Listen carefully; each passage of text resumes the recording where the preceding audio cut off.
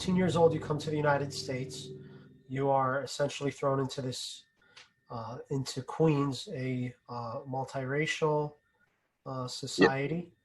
yeah, with my And dad. and then what, 17 years old or 18 when you go to Hartford? I was 18. 18, okay. And what did you learn in those years? Those are very formative years for many people. What did you learn about the reality of race in America versus what you had envisioned prior to that? You from 14 to 18. 14 to 18, and then then college as well, because I know college was a very, look, here's the thing. You went from Queens, like you said, the most diverse place in the world, Hmm. to Trinity College. Now, Hartford is a diverse city. They have, lots of immigrants from the Caribbean, from South Yeah. America, even Middle East, many and European, Eastern European immigrants as well. Hmm. But then Trinity campus is Yeah, what, man. 85% white? Oh yeah. And it's not just that, but there was a kind of high society in the school, if we could put the school on blast. We know that they served the interest of, they served moneyed interests, if you will, and Yeah. moneyed interests turn out to be white interests, Hmm. uh, and very white interests, if you will. So Right. what was your experience in those formative years in kind of realizing what race relations are in the United States? And follow up to that question, how did that begin to inform your politics so that we could finally get into some Sure. political stuff? I would say during those formative years, 14 to 17, 14 to 18, uh, I wasn't really political. I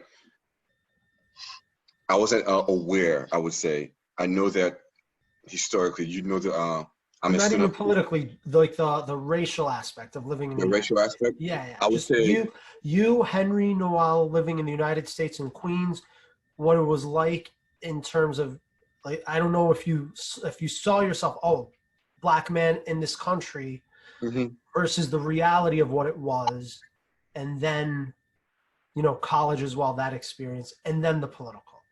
Yeah, I would say at the time, I would say from 14 to 17, those 3 years, Yeah. I knew I was a black man. I've had conversations with my dad, and he had me read books by I had to read books by MLK and this jazz player Louis Armstrong. Yeah. How they grew up. That was part of the regimen for me how to learn how to speak English actually with my That was dad. your dad's regiment for you? Yeah, during the first month, It's we kind of came during the awesome. summer. We came during the summer. So what he would do with my sister and I is he would tell us, okay, I need you to go to the public library. There was a public library like two blocks away from us.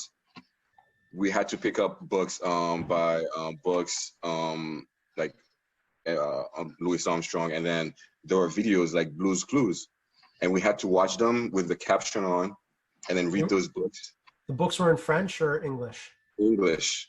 Yeah. So we had to read them, watch the Blue's Clues video with the caption on, and then when he returned from work, we had to tell him like what did we understand from reading and watching that, and then he would help us further if we misunderstood something, he would explain it what it meant.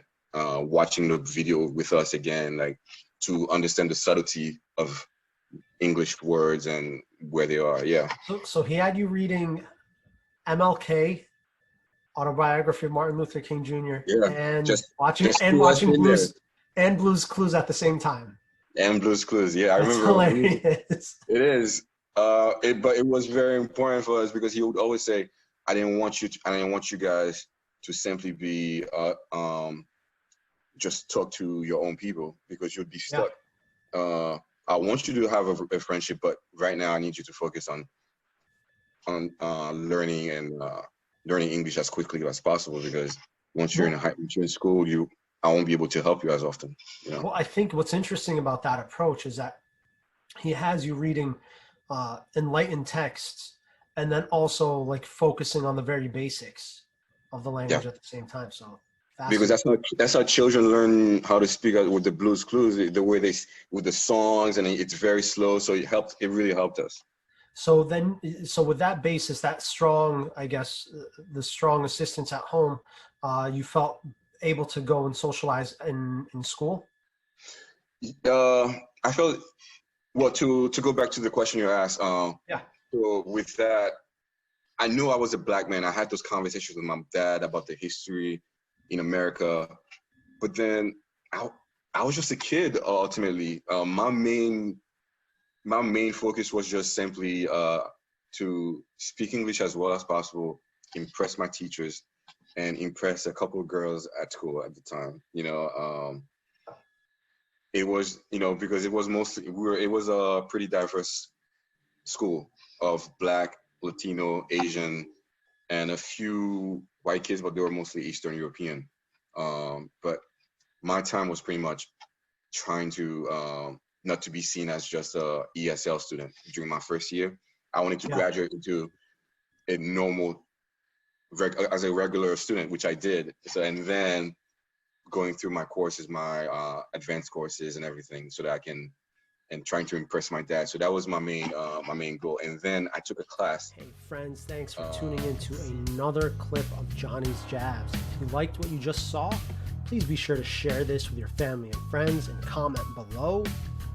And if you want to get more content like this, it's easy. Just click the bell below to subscribe. Follow me on Instagram and Twitter at Johnny Jabor. I'll catch you guys next time.